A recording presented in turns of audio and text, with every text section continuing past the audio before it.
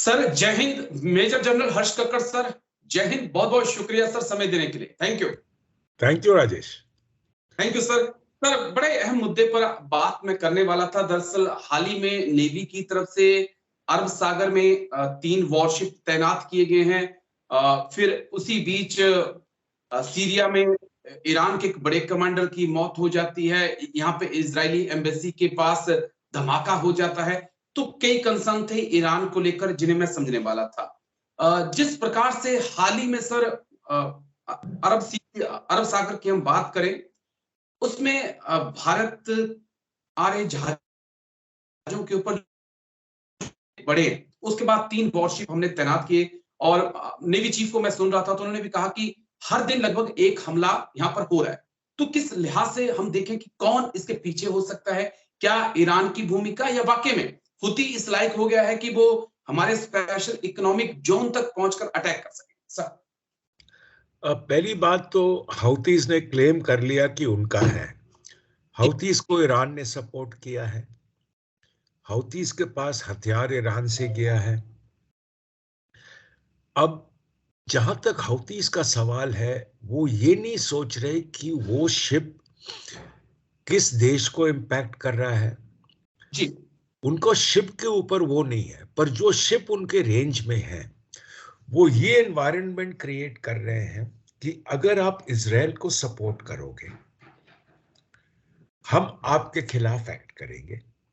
दूसरी बात, वो ये एनवायरनमेंट क्रिएट करेंगे कि रेड सी अनस्टेबल है आपको ऑपरेट करने के लिए, और अगर आप रेड सी को अवॉइड करोगे, गल्फ ऑफ एडन को अवॉइड करोगे, तो आपका शिपिंग कॉस्ट काफी बढ़ जाएगा।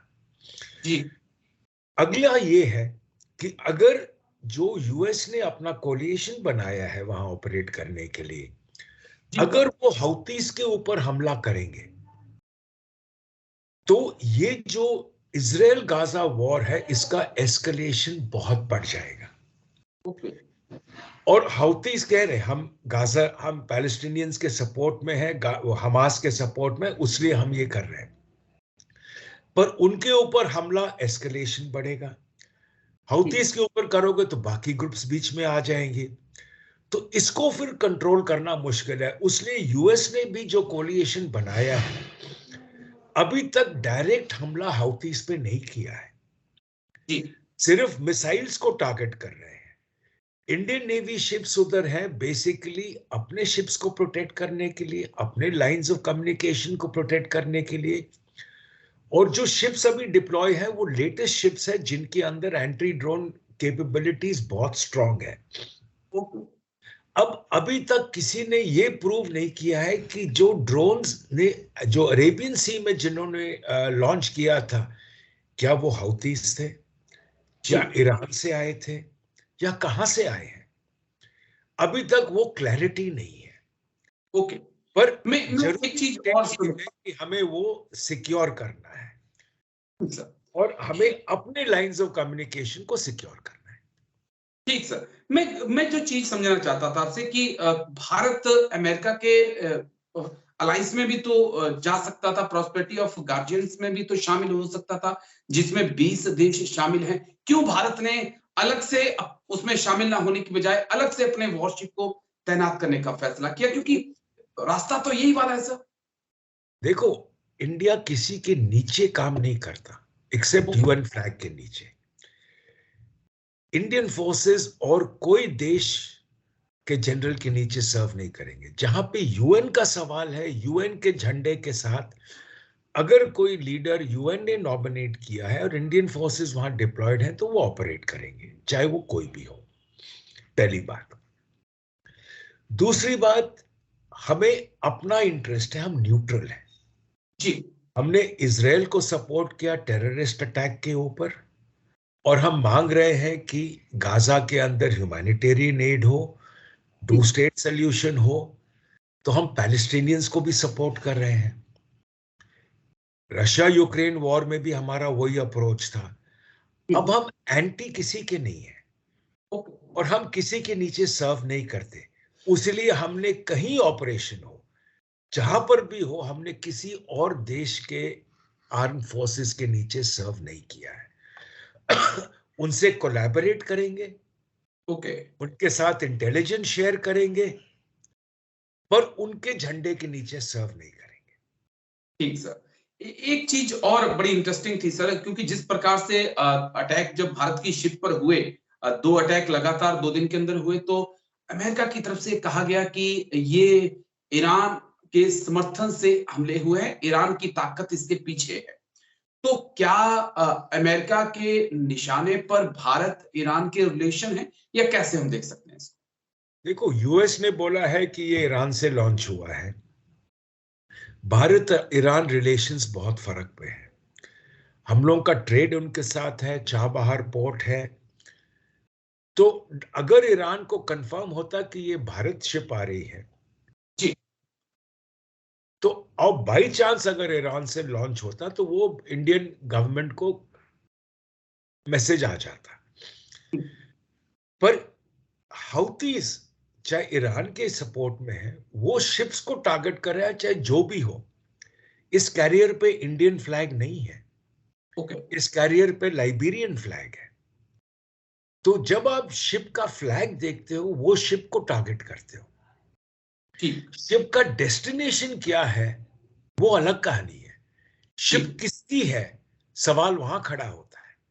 ओके, और कोई शिप जो टारगेट हुई है उसके ऊपर इंडियन फ्लैग नहीं था, चाहे इंडियन क्रू मेंबर्स हो, ठीक, चाहे इंडिया आ रहा हो, पर इंडियन फ्लैग नहीं है, वो फर्क है। ठीक तो सर। इसीलिए एक ये कहना कि वो इंडिया को टारगेट कर रही है, ओके, मेरे ख्याल वो थोड़ा सा गलत हो सकता है। गलत हो जाएगा। एक पॉइंट और जो मैं समझना चाहता हूं आपसे, क्योंकि सीरिया के अंदर ईरानी कमांडर मोसाद की अटैक में, एयर स्ट्राइक में मौत, उसके बाद ईरान की तरफ से ये कहना कि हम इजराइल से बदला लेंगे, उसी बीच इजरायली एम्बेसी के पीछे एक बम धमाका, क्या हम आपस में तारों को जोड़ सकते हैं? नहीं, मैं मेरे ख्याल वो बम धमाका को नहीं जोड़ूंगा, क्योंकि ये पॉसिबली कोई छोटा सा ग्रुप था जो अपना डिसकंटेंट डिक्लेयर करना चाहता था। ओके, ईरान अगर इजराइल की एम्बेसी को टारगेट करना चाहता है, इंडिया में नहीं करेगा, जी, क्योंकि ईरान के पास बहुत कम देश हैं जो उसके साथ आजकल दोस्ती लेवल के ऊपर है, और इंडिया उनमें से एक है। अगर उसको टारगेट करना है, पूरी दुनिया खुली है, जहां टारगेट करना चाहेगा कर लेगा।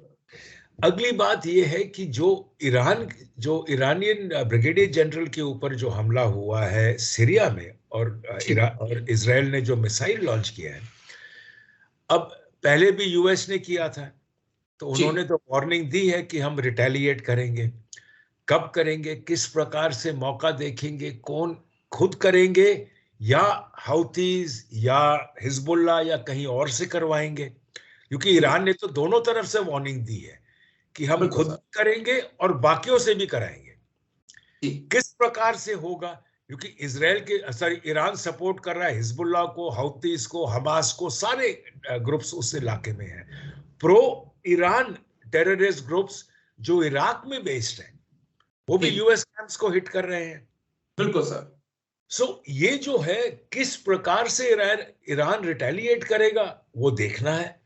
पर जरूर कहीं ना कहीं, अभी नहीं तो ये जो ग्रुप्स हैं, इनके थ्रू तो ईरान करवाएगा, चाहे ईरान डायरेक्टली करे या ना करे, वो अलग बात है। ठीक है सर। बस एक मेरा आखिरी सवाल सर, और ये सबसे गंभीर सवाल है मेरी और आपकी बातचीत का इसका।